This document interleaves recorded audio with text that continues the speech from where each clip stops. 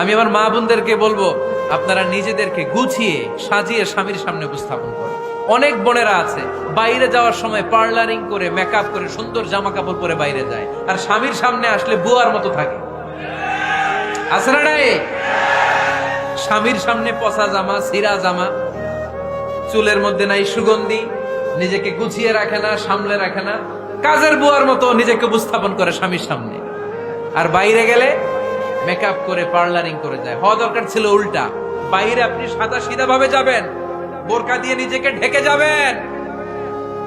বাইরে যাওয়ার সময় কোনো নারী পারফিউম ইউজ করে যেতে পারবে না। নারীরা যত পারফিউম ইউজ করতে মনে চায় আপনার বেডরুমে, আপনার স্বামীর সামনে, ঠিক কিনা? স্বামীর সামনে পারফিউম ইউজ করেন, নিজেকে উজাড় করে সাজান স্বামীর জন্য। এই প্রতিটা সাজুগুজুতে সওয়াব আছে না নাই? ইসলাম কতটা চেক এন্ড ব্যালেন্স, কতটা ভারসাম্যপূর্ণ জীবন ব্যবস্থা। খবরদার, নারীরা ডিওডোরেন্ট ইউজ করে বাইরে যেতে পারবে, যেটা সে তার আর্মপিটে ইউজ করে, কিন্তু ঝাঁঝালো পারফিউম বোরকার উপর দিয়ে মেরে কোনো নারী বাইরে যেতে পারবে? কথা বলেন। সুনানে নাসাইর হাদিস, আল্লাহর হাবিব বলেন, আইয়ুমা ইমরাআতিন ইস্তা'জারাত নাফসাহা ফামাররাত আলা কওমিন লিয়াজিদু রিহাহা ফাহিয়া জানিয়া। কোন নারী যদি তার জামার উপর দিয়ে পারফিউম মেখে পুরুষ লোকের দৃষ্টি আকর্ষণের জন্য ঘরের বাইরে বের হয়, যতটা পুরুষ তার চেহারার দিকে লোলুপ দৃষ্টি নিয়ে তাকাবে, ততটা পুরুষের সাথে জিনার গুনাহ ওই মহিলার আমলনামায় তুলে দিবে কে? পারফিউম মেখে যদি কোনো নারী বের হয় এই উদ্দেশ্যে যে ছেলেরা আমাদের প্রতি আকৃষ্ট হবে, যতটা ছেলে তার দিকে তাকাবে, প্রত্যেকটা ছেলের সাথে জিনার গুনাহ আল্লাহ তাআলা এমনি তার আমলনামায় তুলে দিবে। নাউজুবিল্লাহ পড়েন। এজন্য খবরদার, নিজেকে সাজিয়ে গুজিয়ে স্বামীর সামনে উপস্থাপন করুন, সাজিয়ে গুজিয়ে। অনেক স্ত্রীরা আছে ড্রাইভারের সাথে কথা বলার সময় মিষ্টি হাসি দিয়ে কথা বলে। বাজারে শপিং করতে গেলে আসসালামু আলাইকুম ভাই, কেমন আছেন? কি সুন্দর আসসালামু আলাইকুম। স্বামীর সামনে আসলে আর এই মিষ্টি কথাটা নাই। আছে না নাই? বাইরে তোমার চিকন গলায় কিসের আসসালামু আলাইকুম? হ্যাঁ না, বাইরে আপনি আসসালামু আলাইকুম দিতে যাবেন না, ঝটপট করে কর্কশ ভাষায় কথা বলে শেষ। কেউ ফোন দিয়েছে, হ্যালো কে? স্বামীকে চায়, উনি বাসায় নাই, কাট।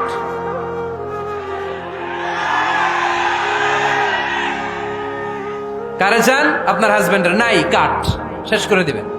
মিষ্টি মিষ্টি আসসালামু আলাইকুম আসসালামু আলাইকুম বলা যাবে নাকি? খবরদার, খবরদার। বাজার করতে গেলে কি মিষ্টি হাসি, দোকানে গেলে কি মিষ্টি আলাপ, ড্রাইভারের সাথে কি সুন্দর কথা, সিএনজি ওয়ালার সাথে কি সুন্দর আলাপ, আর ঘরে আসলে এই চেহারাটারে এরকম করে রাখে। আছে না নাই? ঘরে আসলেই স্বামীর সাথে খিটখিটে মেজাজ। না, উল্টো করে ফেলছেন আপনি। বরং স্বামী ছাড়া অন্যদের সাথে কথা শর্টকাটে সারবেন, যাতে কোনো ফিতনা চলে না আসে। চিল্লায় বলেন ঠিক কিনা? আর নিজেকে স্বামীর জন্য উজাড় করে সাজান, পার্লারিং করেন, বিউটিফিকেশন করেন, মেকআপ করেন, বেডরুমে পারফিউম মাখেন, নিজেকে উজাড় করে স্বামীর জন্য সাজান। সওয়াব দিয়ে আপনার আমলনামাটারে পূর্ণ করে দিবে কে? বিশ্বনবী যখন সফরে যেতেন, সফর থেকে ফিরে আসার সময় ডিরেক্টলি স্ত্রীর ঘরে যেতেন না। বিশ্বনবী একজনকে ঘরে পাঠিয়ে দিতেন, মদিনার উপকণ্ঠে কিছু সময় অপেক্ষা করতেন, আর বলতেন আজকে আমি আয়েশার ঘরে যাব। আয়েশারে যে বলো আমি এসেছি, কয়েক ঘন্টা পরে আয়েশার ঘরে আমি ঢুকবো। সুবহানাল্লাহ পড়েন।